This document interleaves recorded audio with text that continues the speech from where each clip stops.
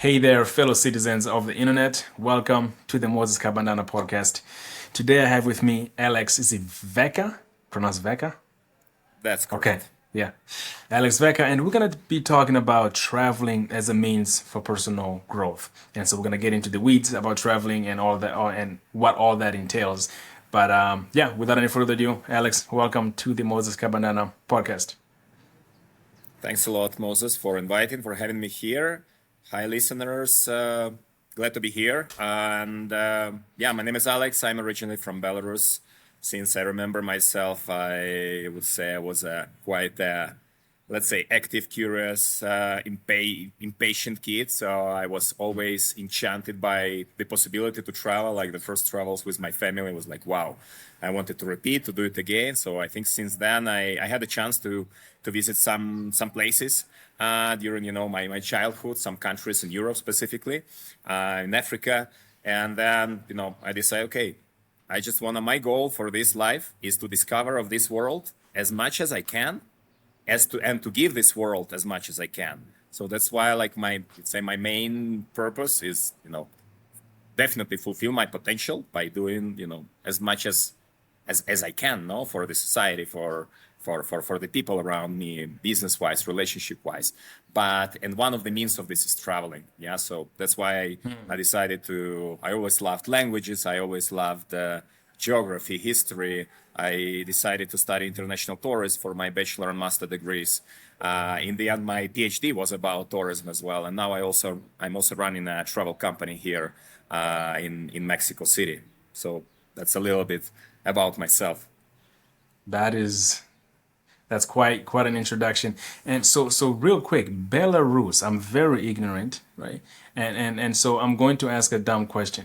What language? What is the primary language of Belarus? I think first of all there is never dumb question. The only dumb thing is not to ask question when you have it. I think so. All the questions are good because we grow and learn by this. Belarus is actually the biggest landlocked European country. I mean, we are number one at least in something. Yeah, so it's bigger than Switzerland, than Slovakia, than Czech Republic's 207,000 square kilometers. It's landlocked between literally between Russia and European Union. Yep. Ukraine in the south, Poland to the west, Lithuania and Latvia to the west, northwest. Okay. And what language is it? The languages. There are two Yeah. official languages in Belarus. The first one is Belarusian. The second one is Russian. At the moment, most of the people in urban areas, due to post-Soviet and currently like a lot of Russian influence, they speak Russian. Yeah. For example, my parents, they were born unilingual, monolingual. They just spoke Belarusian when they were born. And then when they went to school, in the secondary school, they learned Russian. And in Soviet Union, the situation was if you wanted to grow the social ladder, career-wise and so on, you had to study university. And all universities were in Russian. And then they also were mixing people from different countries. Oh, you finish your university, you go to this city to work. And then you go to this city Yeah. in different countries that speak different language. So people had to start speaking Russian between each other. So that's also, I come from a third biggest city. It's not big, it's like 400,000 people called Mohyliv in Okay. eastern part of Belarus. So when, my parents right now, they are bilingual. But I remember always myself when I was going back to the countryside, was where my parents from. My grandparents, they would speak Belarusian or some kind of a mixture, dialect Belarusian with a little bit of Russian. So I consider myself bilingual from the very childhood. Yeah, and Yeah. Yeah. then some. In my kindergarten was Belarusian, but then political situation in the country changed, and the Russian influence came into. So I already went to Russian speaking school. But my brother, elder brother, he's 4 years older, he started in Belarusian school. So this is the thing. It's more or less Belarusian and Russian. It's same language family, Slavic language family. And Yep. if you Yep. can compare Portuguese and Spanish? Italian or Portuguese and Spanish, it's more or less the same. Let's say I had some friends when I studied in Italy in the like exchange program. I had some Portuguese friends, so they were always kind of like happy and proud of themselves because we are a small nation, but we are very smart. We Portuguese understand well Spanish, but Spaniards don't understand us. No, so I would say Yeah, something like yeah. this: Russians don't really understand Belarusian because it's quite different linguistically. But Belarusians understand Russian just because we learn it. And currently the situation could be compared, for example, to the one from Ireland. No, you if you say Irish, like, hey, you are English, they will probably the best what they could do, the most diplomatic would say no, I'm not. And they are proud to be Irish. They have their own language. When you go in the countryside, there are like two signs. And in some rural areas, most of the people speak Irish. So the situation is kind of similar in Belarus. The national identity in all Belarusians, people all know Belarusian. They can, they Okay. understand, they read books. There are some, subjects in school that are, obligatory just in this language. But statistically, for daily life, most people use Russian in their daily communication, at least in the urban areas, which are around 70% of the population. In the rural areas, it's some places more Belarusian, some places it's mixture, either mixture Russian Belarusian or purely Belarusian, different dialects. Okay, okay. And just out of curiosity, what's are there sounds like English sounds that are harder to pronounce for someone that speaks Belarusian? Like for example, I'm from Rwanda, so we speak Kinyarwanda. That's the local language. And the any sounds that start with a letter L, like lake, we Uh-huh. just cannot pronounce the L. We replace the L with an R, so rake, right? So like are there sounds like that are just like English sounds that are quite difficult to or letters that are quite difficult to pronounce for a Belarusian? Um, it depends. For some people, let's say I would probably compare with Russian, yeah, because that's kind of Yeah, like two yeah, competing languages. So in Belarusian, for example, the R is always R is always firm. So in yeah. Russian, you can say "рё," "ребята," for example, like guys, boys. And in Belarusian, it just doesn't exist. It's always firm. So for people who are like, just monolingual or mostly Belarusian speakers, they would not be able to pronounce it. It would be "ребята" or something like this. In Russian, there Okay. is "sh." In Belarusian, it doesn't exist. In Russian, there are 33 letters. In Belarusian, 28 letters. Belarusian is more phonetical language. Yeah, there are two Okay. sounds that are very distinctive for Belarusian language, and any other language like Slavic language, almost maybe Polish a little bit, they don't have it. First one is called d. Huh. So, for example, when there is d and it comes with soft letter like ye, yo, ya, it becomes d. And it's like Yeah. very, very decanya. It's called decanya, the process, like linguistical. And the second one is t. Yeah. So, for example, t with ye, yo, ya become t. Yeah. So it's Yeah. ciekanie. No, for example, in Polish they have a little bit of that. And then another interesting thing is it's called akania. Everything what is o when you sometimes when it's o and it has a stress. For example, dom, which is a casa, no casa house, no a Yeah. couple of houses, dami, it will become a, and it's written like this.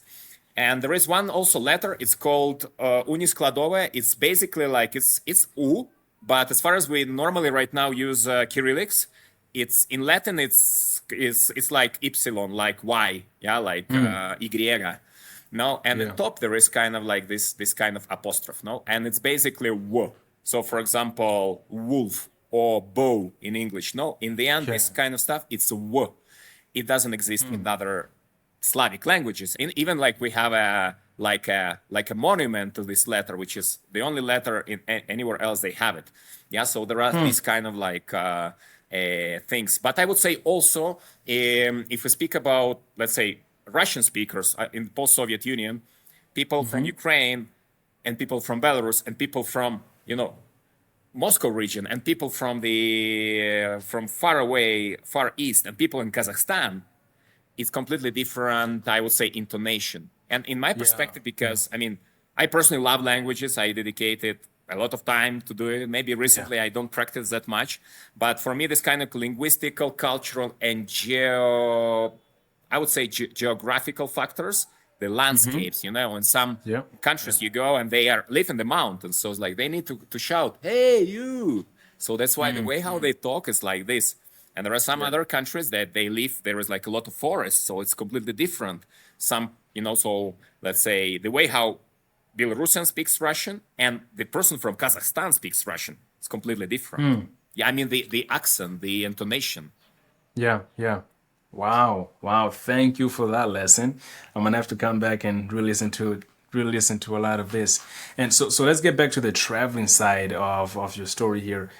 What was the very first country outside of Belarus that you went to? Like, do you remember? Ukraine. Ukraine Okay. since the very beginning was a very popular summer destination. It has very beautiful, Black Sea coast, uh, Crimea Peninsula that unfortunately at the moment is not under control of Ukraine. That was like our main, we have some family there. So almost every summer we would go either by train, by bus, or we would drive. So it would be like a way, if my father would drive, we would stay somewhere on the road because it's almost 24 hours driving. But it doesn't really matter Yeah. when you're a kid or even like you're an adult and you're, wow, that's like the Right. time when we go to Yeah. the beach. It doesn't matter. Yeah. And it's a Yeah. whole, it's all is journey, all is adventure. So that was Right. Ukraine, where we went there several times. And what was your biggest fear as a kid? My biggest fear. I remember I loved swimming. I'm Pisces by zodiac, and I Okay. love rain. For example, right now it's raining here in Mexico City, but I love it. It's like it gives me peace. It's not that Yeah. hot, Yeah. but it's a little bit. And then I did swimming. I was doing professionally, like participating in some competitions and so on. But before that, I remember even when I was like I have always been swimming well. I had this kind of fear of the unknown in the when you swim, especially when it's dark in the bottom, and you're Yeah. like, Yeah. okay, and you try to kind of like, no, Alex, you know how to swim. You're a man, or like, okay, you do it, you can do it, and then like, no, but you still can, you still have fear about that. I think like even sometimes being an adult, I mean, once in a while you could feel, especially in the open sea, Yeah. swimming. Right. Sometimes here in Mexico, you would go like a couple of kilometers to some island, and then you want to come back, and there is no one else around, but you Yeah. just Yeah. keep quiet, and that's one of the fears that comes to my mind right now. Yeah, that's well, the fear of the deep is a common one, especially the ocean, like just not knowing what lies beneath you, you know. And so when did you learn English?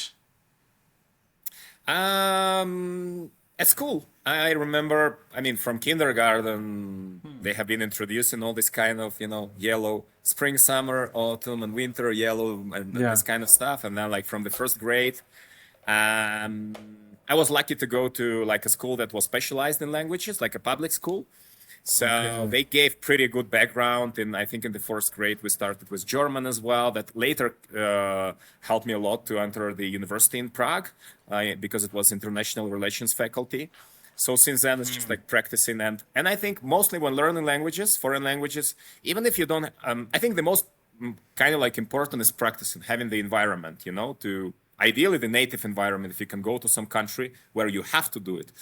But before that is the attitude. If you know the answer to the question why, I think why is probably one of the most, for me, one of the most useful and important questions you can ask to yourself and to people, not to assume, but like that's in terms of communication. But when we talk to Yeah. ourselves, we need to understand, oh, if I need to invest this time in learning the language, why do I need it?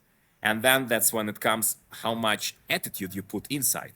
And since the kid, I always knew I want to go and study abroad. I want to go to discover the world. And at least, the very least, I need English. If I can know German, it's good. If I can later learn some other language, it's perfect. But the minimum one is language. Yeah. So And so what would you say is like the biggest tip that you can give someone that is trying to learn a language? Like for me, is because I feel like a lot of people have the fear of pronouncing things wrong. They're like, man, I'm already old, so it's harder to learn a language when you're older than when you're younger. And I think by the time I was 10, I had learned and forgotten two languages. No, I had learned three languages and forgotten two. That is true.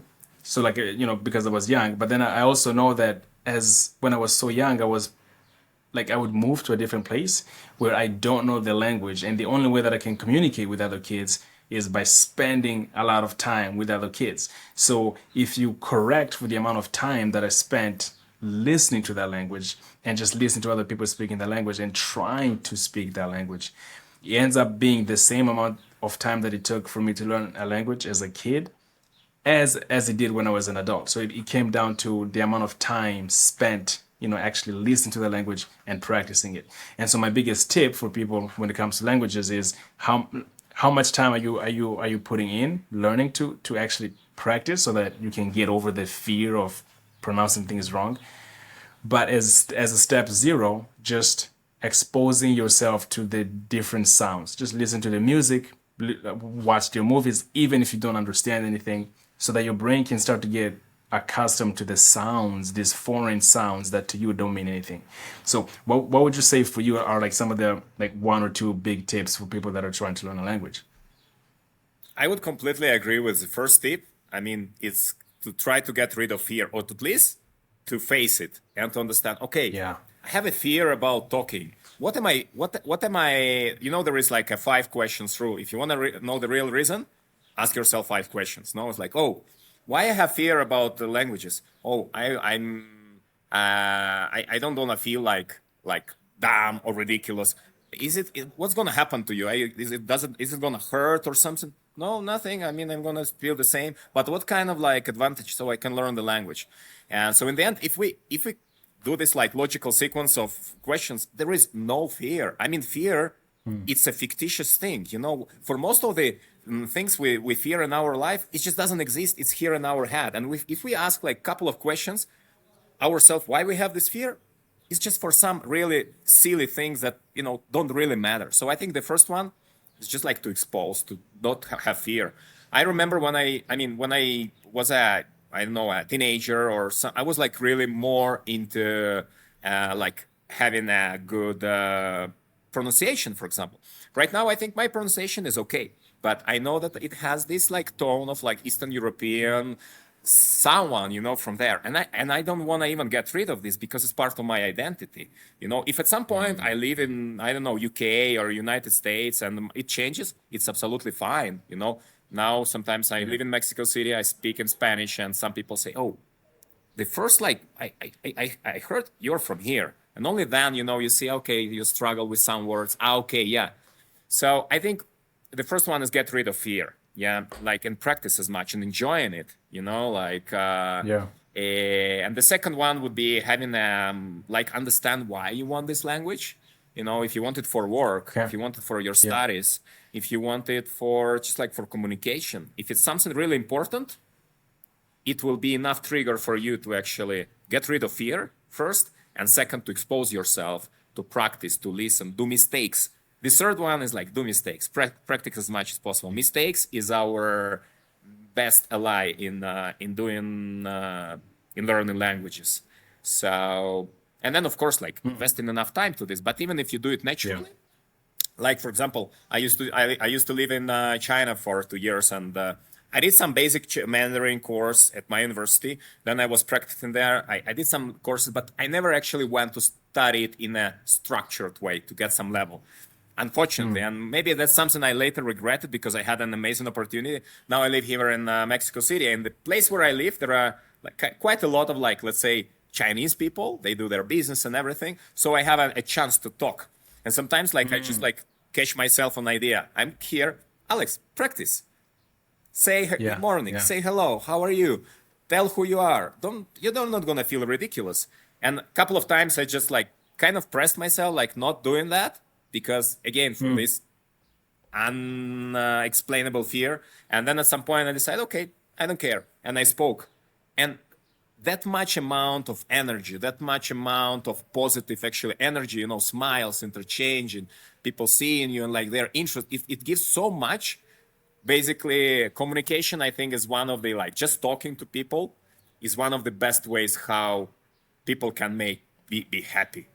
Talking to people, sharing smiles, sharing emotions, seeing them, feeling them, instead of being inside of ourselves and like, trying to look away from somebody who we can say hello to, even like people who we don't know. So this is like an amazing advantage, just like to go out and talk to people. It feels good.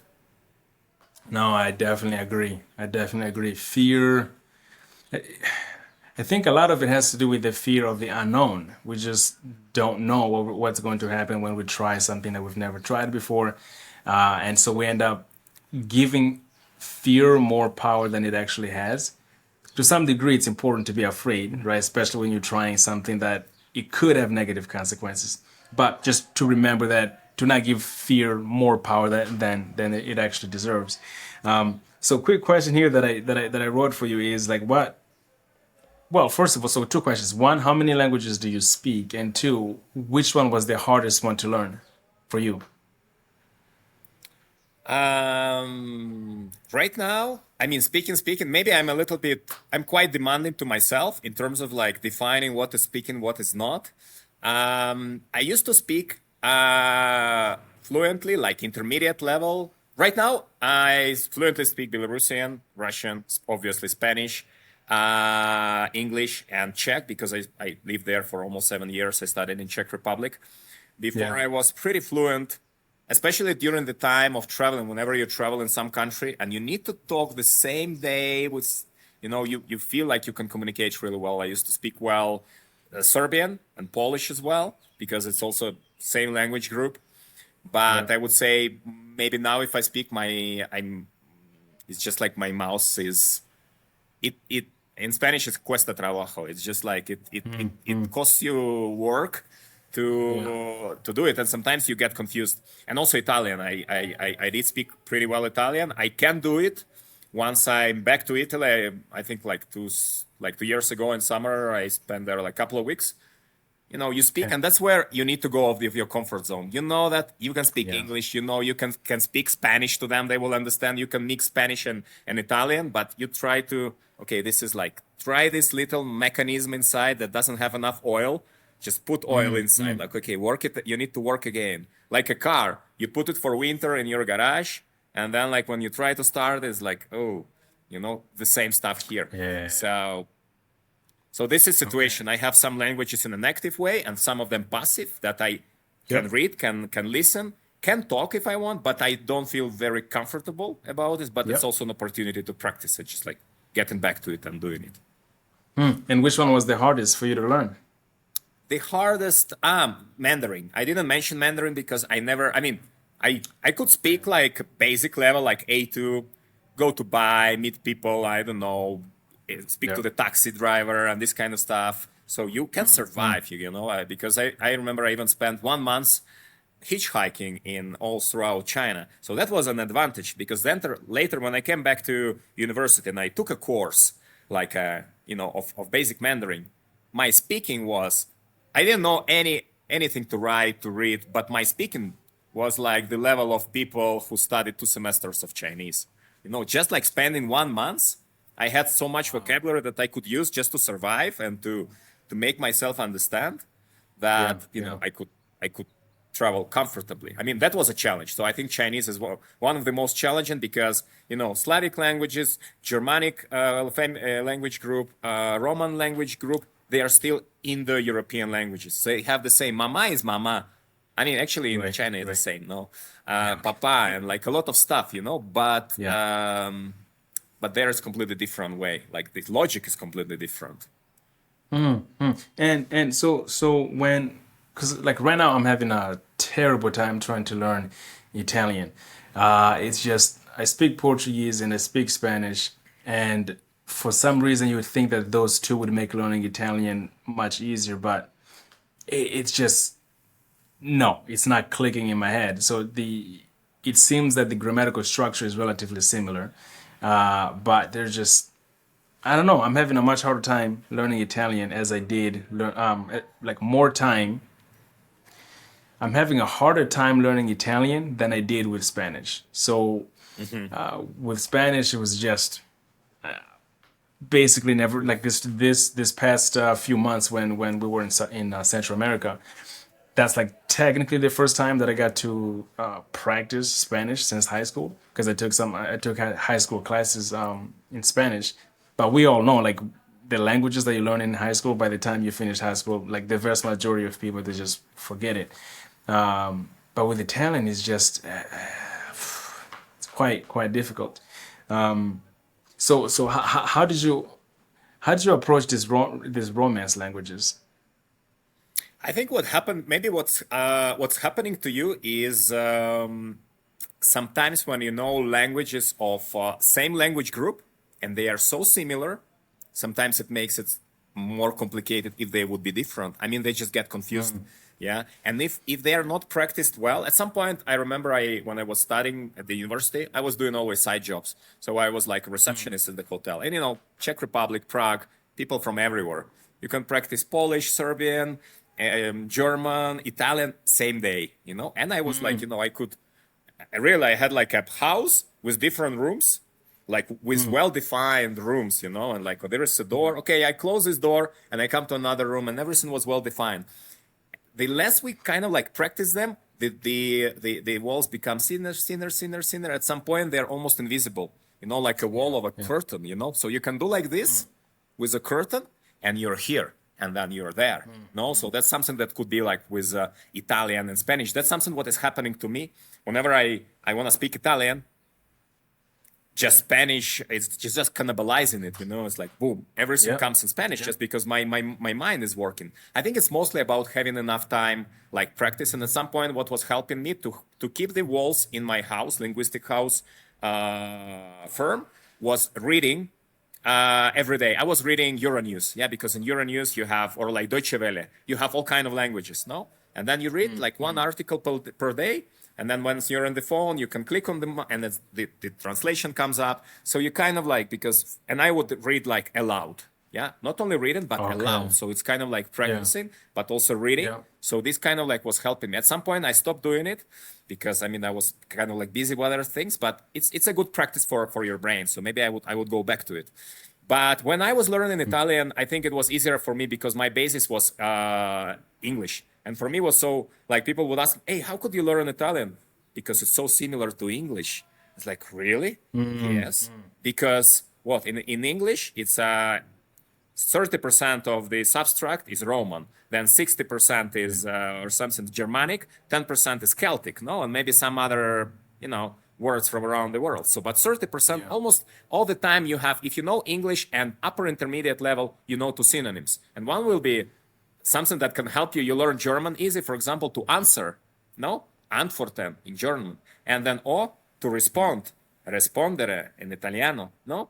So if you know these two languages, okay, one is for German, one is Italian. If you know English, you can easily learn German and listen easily Italian. And the grammar is pretty simple. Present perfect, continuous, blah, blah, blah. It's all the same, just like to learn the grammar and then vocabulary, and that's it. When I came to Mexico, the way people were laughing at me, at my Spanish, they understood it because I also took a course. I spent quite a lot of time with Spaniards during my exchange year in Italy. So they would speak to me in Spanish. I would reply in them Italian, but I understood everything. At some point, okay, let's take a course. So whenever I was traveling to Spain, I understood everything, and I would explain myself in Italo-Spanish, which means I would use everything in Italian, but instead of zione, I would put sion. Instead of, all this kind of like standard stuff. And that's why it would sound funny. Sometimes you don't get what you want. For example, in Italian, caldo is warm, but in Spanish, at least in Mexico, it's soup. So it's like, what? See it's those differences that are starting to really mess me up. Like there are certain words that I'm like, oh, I know what this is. Like in Italian, I just learned like a room, camera. But camera is the room. Like how? In every other language that I know, camera is not a room, right? And then in Italian, they just throw random words in there. It seems like they're throwing random words and assigning a completely different meaning than the meaning that I've spent so much time like associating it with. But I love languages. Love languages. Have you forgotten a language? I used to speak this dialect from Mozambique, the province of Maputo, It's called Mashangan. It's an Afrikaans-based language, or is it a Tonga? I'm not sure. And I used to speak it for like I don't know 3 4 years when I was really little, and now it's just it only comes out when I'm pissed. When I'm really mad, it the Mashangan comes out. But yeah, that's the name of the language is Mashangan. But otherwise, I've completely forgotten it. Or if I'm complaining about something, I complain in Mashangan. It's kind of weird. But other than that, I've pretty much completely forgotten it. Have do you have any language that you've kind of just basically forgotten it? Do you mean you forgot it that your speaking is on is passive now, but you can still understand once you're there, or it's you Yeah. don't even understand?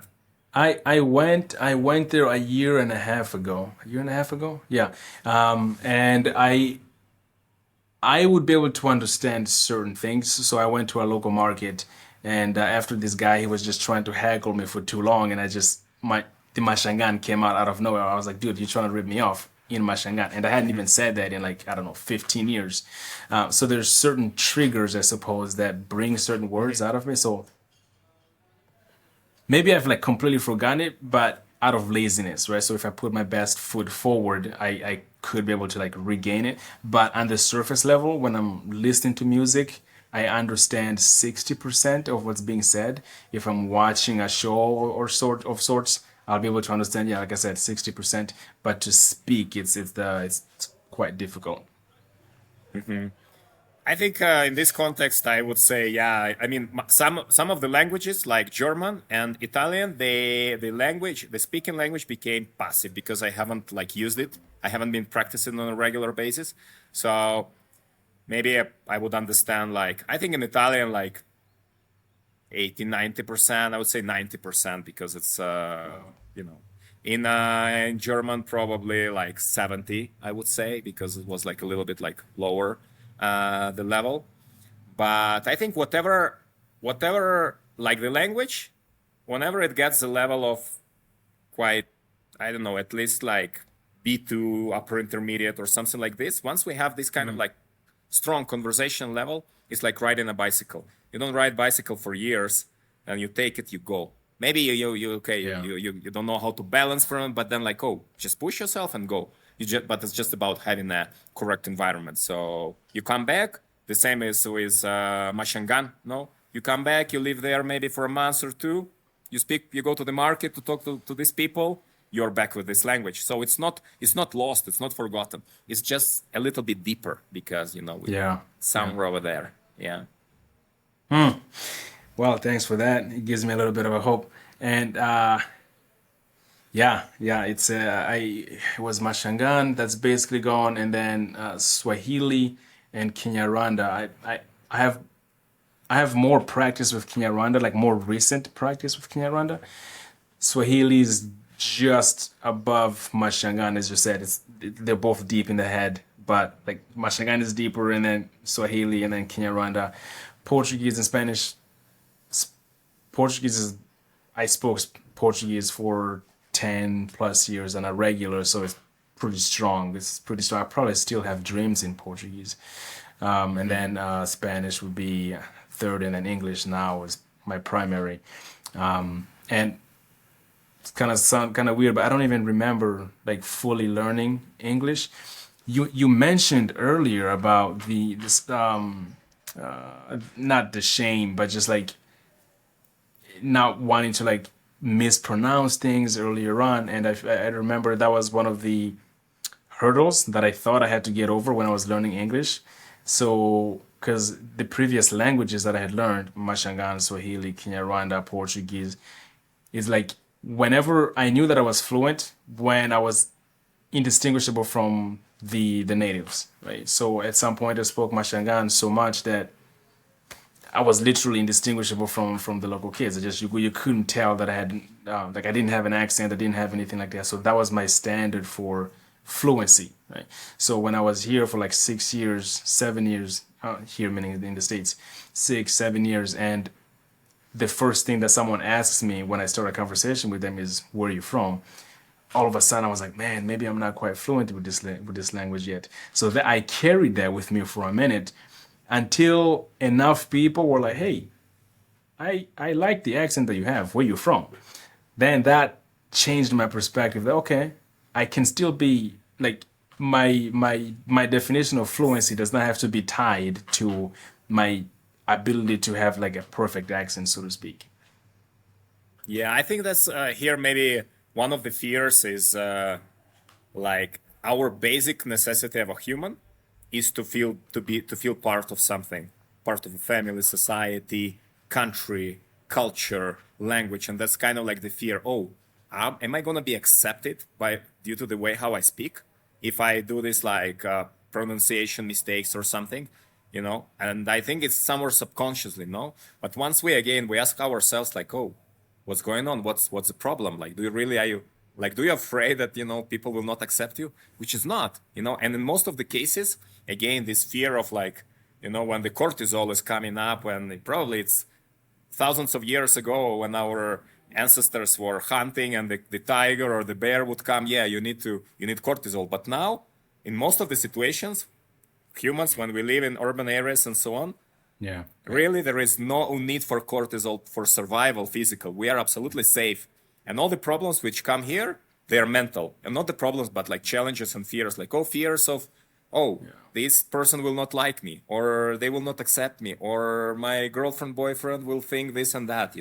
But once we ask ourselves what's going to happen, I don't care. This kind of stoic Buddhist approach, whatever happens in the end, I know maybe it's like too philosophical, but in the end, we start this life, from the earth, and we go back to the earth. No, I mean, and then we have this little moment which is nothing. Milli, it's like 0, 0, 0. Almost minus infinity compared to Yeah. the Yeah. universe, compared to anything. Our life is like completely nothing. We have this little period, so why do we need to worry about these insignificant things? About Yeah. Yeah. Don't worry, be happy. yeah, absolutely. So we're gonna come to a close here. I got three more questions for you, and then we'll see how this we're gonna bring this to an end.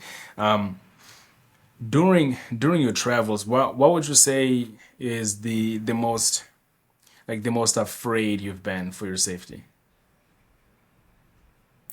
The worst, like, okay, something that I was more afraid about.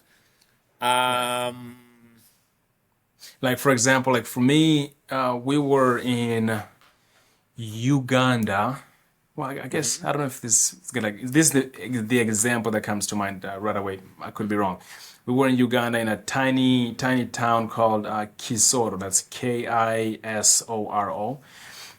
It's near the border with Congo, and it's pitch black. And my woman and I are walking back home from the store, and this motorcycle just like rides past us, and then he does a U-turn and then slowly starts to come up behind us. I'm like, okay, it's no bueno. So I tell my lady to bring the backpack forward, walk in front of me, and we start picking up the speed a little bit, and the motorcycle keeps getting closer and closer, and it's slowing down. It's like directly behind us, right? And it just, long story short, it turns out it was my uncle, right? He was just he okay. recognized us and he was coming to say hi, right? So All so right. it just I felt afraid for no particular reason, and I haven't had a really terrible experience that I felt like I was like my life was in danger. But sometimes that's not the story for everyone else. Do you have an example of like a time that you were afraid Yeah, for I your think life? my mind would go similar direction, because in the end, in the pyramid of needs, the safety is the first one, the basic. Okay, we need to eat, Yeah, we need yeah, to do some physiological stuff, and then the safety comes, physical, emotional, and so on. yeah, So physical safety, I think that's the first one, and I've been in Mexico for 6 years. A lot of people, online there is like kind of like ambiguous reputation of Mexico. It's a beautiful country, but with a lot of insecurity, which is correct. And it's just about being sensible and not being where you don't need to be and feel it, kind of have this empathy of like, okay, I need to Yeah. be here now. I feel safe. So whenever like some, friends come or maybe some customers, because we run tours. Well, there is a company called Vibe Adventures. We run tours here in Mexico in the region. When the customers come, oh, like give me some safety tips. Okay, I can give you a lot of tips, but first of all, don't show up your that you have a lot of earrings, a lot of like stuff. Be simple and always Yep. don't be in your phone, like because Yeah. again, somebody with motorcycle can just pass and grab your phone and so on.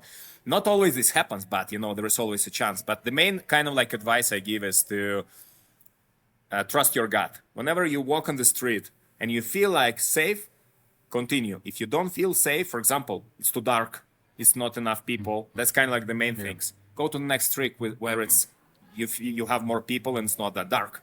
Yeah, so it's the same. So I did feel this, several times, especially like in some parts of Mexico City in the night. You see there are some people, a little bit sketchy. They will be, like, especially when they would approach, sometimes I would need to go quicker, to go to another street. But then it's an experience. Okay, I'm not going to do it anymore.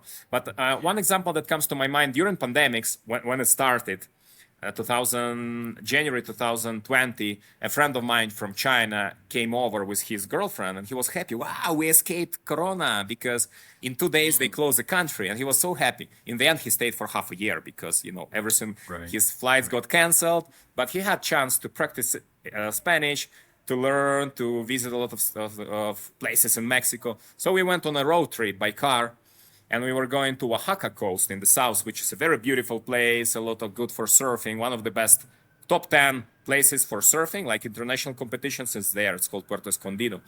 And Wow. I love this going like by free roads in Mexico, yeah, because on a highway, you go and you see nothing. It's just like asphalt. On the free roads, the advantage is that you see little towns, you can try food, a lot of stuff, Yeah. forests, Yeah. and you can discover. The disadvantage is that it's not that safe, especially when it's dark. And we had the idea, okay, we are not gonna drive when it's dark. But by same reason, we met some people and they recommended some. Oh, there is like amazing hot springs, and they were amazing. Just for locals, hidden, absolutely hot, and we enjoyed it. And we were going. And the problem there is it's semi-desert. The the villages are like 20, 30, 50 kilometers between each other, and not all of them they have even like bed and breakfast to stay. So to the next village we had to go further. So it was already dark. We were driving. The car was rented with the plates from another state, and there was at the turn there was like one black car tuned, with like all this decoration style, like looked like a little bit. And whenever we passed, it just started boom after us, and it started going with us. A Yeah. friend of mine, he speaks Russian. His girlfriend doesn't, so I didn't want her to worry. So I talked to him just in Russian, like, "Hey, with this car, don't let it surpass us because there is no one absolutely on the road, and it was silly from our side. So I asked him please, and he's a good driver, so he was going quickly, not letting, because it wanted to surpass us on the turns. So we could luckily go all the way until like a village, and Yeah. that's where it just passed and go. We waited for there. So that was kind of like most of the cortisol that I felt during my travel. That was about that, and it lasted for about 10-15 minutes, no, all the way until we. Okay. Yeah, but it was my Uh, mistake. We Sometimes things happen, but yeah, if you yeah. guys in Mexico on the free road, don't drive when it's dark. Not recommended unless it's a very busy highway, because some highways, like free highways, they're busy and you can just be part of the caravan of 10 cars. You go and so on. But if you feel that it's desolate, not many people, not many cars, not recommended. ¿Y qué parte de México? Which part of Mexico are you Eso in? fue en Oaxaca. When you come from Mexico City to the place is called Pinoteca Nacional. There is this kind of highway that is not touristic at all. It's just used by some trailers, by some people. It's a cacti all around. It's like semi-desert. A lot of Mm. nice. I love off the beaten track places, not touristic, to discover something. Even in Yeah. Google Maps, you cannot find it. You need to talk to people, and then they tell you, Yeah. oh, there is this beautiful lagoon there. Oh, there is this beautiful cave with a river inside. Oh, there is this beautiful hot spring. So that's how we discovered Mm. them, and that's Mm. how we kind of changed a little bit our plan of the day. And we okay, let's do a detour a little bit, and that's why we came Yeah. late instead of like finishing in the hotel by the time it's dark. So yeah. Okay. Well, and that's a good segue to this final question here that I have for you. Um, what are some tips that you can give to people that are considering to travel to Mexico for the first time? For the first time, I think is get investigate well and get rid of unnecessary fears. Yeah, because a lot of fears they don't have ground. They are implanted by media, news, and so on. Mexico is a beautiful country. People are very friendly, and in most of the cases, you can be absolutely safe during the day almost everywhere. During the night, again, feel your gut. If you're in a place with a lot of people, it's you don't need to worry about anything. When it's a desolate place, yeah, that's when you need to first think, do you need to go there or no? In 99% of cases, you don't need to go to these places unless you're looking for it. Because you can go find online which places are more dangerous than others, which municipalities are more dangerous than others, which parts of the city are more dangerous than others. So if you go there, it's your own choice to go. And you can in some places I would just say don't go there at all. There is nothing you need to find. In some places you can, but just go during the day. Be careful. Don't show up. Be sensible. And maybe sometimes it's good to have a local friend. I used to travel a lot with, and whenever I have time, like I do, with couch surfing. Mm. Maybe not staying like Yeah. overnight, but at least meeting people, hangouts, asking to show you around, because that's the way how you Mm. can really meet the people by knowing the local, by talking to them, by knowing about culture and so on. So first of all, guys, make your preparation, get rid of the fears you don't want to have, and meet local people. Whenever you're with local people, you have a much better time when you're just by yourself. And whether it's a guide that you contract, or whether it's another person, a friend of yours, or you go to platforms like Couchsurfing, Show Around, or something similar, to connect with people, and that's it. And just be open. Be open. Get rid of these stereotypes we have in Mexico. A lot of some of the best things are not official, or not kind of like what in other places you would expect. One of the best food you can try in Mexico is in the market. You need to go to the market. It's very simple. You see it. You see this woman and her daughter cooking in front of you, but it's one of the best like local flavors you can get. Yeah, instead of going to a restaurant, expensive one, where maybe the food is not going to be bad, but the taste is not going to be the same. It's not like the home taste. Yeah, Mm. or Mm. or just like going to smaller bars, or going to sometimes off the beaten track places, not just going to like very famous ones. Sometimes you also need to consider like how far is it. How I would say safety is not on my top 5 priority in Mexico. You need to be sensitive, but it's not like on top of my mind list. Yeah, it's a little bit exaggerated, I would say. Yeah. Mm. Yeah, the way that I think of it is if you're traveling somewhere complete a country that you've never been to, and the establishments that you're visiting are the same ones that you have back home, so it's no different than being at home, then why travel to begin with, right? So what you're saying is Exactly. go off the beaten path, try the little local shop that nobody, really like has a Google review on it. Just that's a huge part of tasting the culture and yeah, getting to know a little bit more about what the country is all about. Um, Yeah, like for example, I would always recommend if you go, you try local drinks instead of Coke. It's like, oh, what this? yeah, Maybe it's yeah, owned by right, Coca-Cola already. Unfortunately, a lot of local, right, but right. still it has a local test. Or like you get a beer instead of Yeah, Heineken, you get, oh, what's that? Or yeah, the local shops. Maybe if there is no Google reviews, my tip is always look where there are a lot of people. If there are 3 stands and one stand yeah, is full, one is empty, and one has a couple of people, go where all the people, because they are locals. They yeah. know that it's a good value. Yep. And yeah, one resource I would like to recommend that helped me a lot in my travels when you want to have no have a basic information about destination you go is called, before it was called Wiki Travel, now it's Wiki Voyage. Is a little bit more. It's like Wikipedia for travelers. It's open source, written by travelers, so you get there all the basic you need about historical background, cultural background, linguistic, safety. There is always like a big part of there, like main safety tips, places to visit, and so on. So it's basically made by independent travelers, very often backpackers for independent travelers. So that's kind of like basic. When you go, you don't get lost. You know all the basic you need. Wow. Alex, thank you so much for all those tips. Traveling as a means for personal growth. When will you go back to Belarus? I'm planning for the second half of the year, either last quarter or anywhere between September and October. That's on my list because also it's a low season, kind of like, because I work in travel industry. It's a lower season, so Yeah.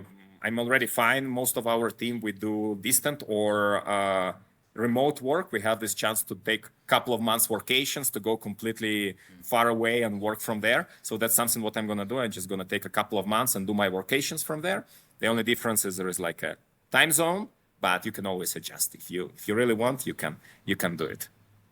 You want to tell the audience what you do for work and how they can get in touch with you? Yeah, as was mentioned, we I run Vibe Adventures. It's a small group adventure company. We organize one day and multi-day private and customized and small group adventure tours inside Mexico, but also in neighboring countries like Guatemala, Belize, El Salvador. And we also work with a couple of like local operators to basically supply their services to the travelers. So if guys you are planning to visit this part of the world, we'll be more than happy to help you with this. Just visit vibeadventures.com and check out what we offer. Or if you want something like customized, something special, just drop us a line, and yeah, we'll be more than happy to get back to you and help as much as we can. Alex, it's been great having you on the Moses Kabandana Podcast. Have a good Friday. Thank you, Moses. Have a nice day as well. Thank you, guys.